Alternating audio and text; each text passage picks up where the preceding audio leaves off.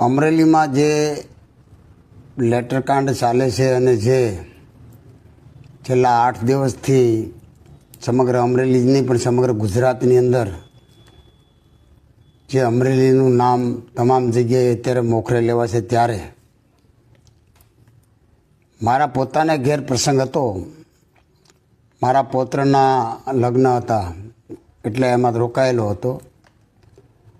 પરંતુ ગઈકાલથી ફ્રી થયો ત્યારે બધી જ માહિતી મેળવતા પૂછવામાં આવ્યું કે ભાઈ ગોપાલભાઈ ઇટાલિયા એમણે જાહેર સ્ટેજ ઉપર જાતે પટ્ટા મારી અને દીકરીને ન્યાય અપાવવા માટે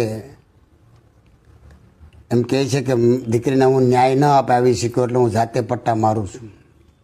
તો એમાં મારે એટલું જ કહેવાનું છે કે ભાઈ વિરોધ પક્ષની ભૂમિકા નિભાવે તેમાં મારે કશું કહેવાનું હોય નહીં.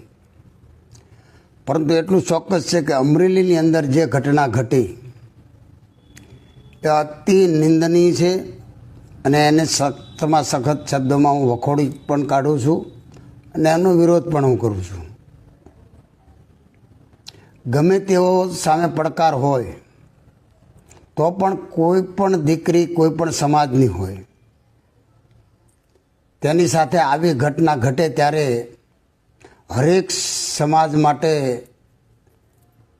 શરમથી માથું ઝૂકી જાય. તેને સખ્તમાં સખ્ત શબ્દોમાં આજે પણ હું વખોડું છું. અમરેલી પોલીસે જે કોઈના ઈશારે જે કર્યું છે તે પોલીસ બેડા માટે એક વખોડવા માટેના કોઈ શબ્દ નથી. અને કયા શબ્દોમાં વખોડવું એ મારી આગળ અત્યારે કોઈ શબ્દ નથી. એક નિર્દોષ દીકરીને પટ્ટા મારવા અને અમરેલીની ભર બજારમાં સરઘસ કાઢવું અને અમરેલીની પોલીસ સમગ્ર પોલીસ વિભાગનું માથું શરમથી ઝૂકી જાય તેવું કૃત્ય જ્યારે કરે તે માફ કરવાને પણ લાયક નથી. અને અમરેલીની બજારમાં ક્રિમિનલનો જે રીતે વરઘોડો કાઢવામાં આવે તેવી રીતે એક નિર્દોષ દીકરીનો વરઘોડો નીકળે ત્યારે પટેલ સમાજ નહીં, હર કોઈ સમાજ અને સમગ્ર ગુજરાતનું માથું શરમથી ઝૂકી જાય તેવું આ કામ પોલીસ વિભાગે કર્યું છે કોઈને સારા થવા માટે. અને કોઈને સારા થવા માટે કરેલું એવું સંપૂર્ણ દેખાઈ આવે છે. અને જે રીતે ખરેખર આવું કરવા પાછળ કોનો ઈશારો હતો, કોના કહેવાથી કર્યું છે, શા માટે કર્યું છે. આજે મારી ઓફિસની અંદર પણ મારો પીએસ અત્યારે મારી સાથે 15 વર્ષથી કામ કરે છે. એમને કોઈ પણ લેટર હું આપું એમને ટાઈપ કરવાનો હોય, એમને એમ કહું કે ભાઈ આ ઓફિસમાં પહોંચાડવું ત્યાં પહોંચાડે, એ એની જવાબદારીમાં આવે છે. આ દીકરીએ આટલું જ કર્યું છે. બાકી જે કંઈ હોય તે એમાં મારે પડવું નથી.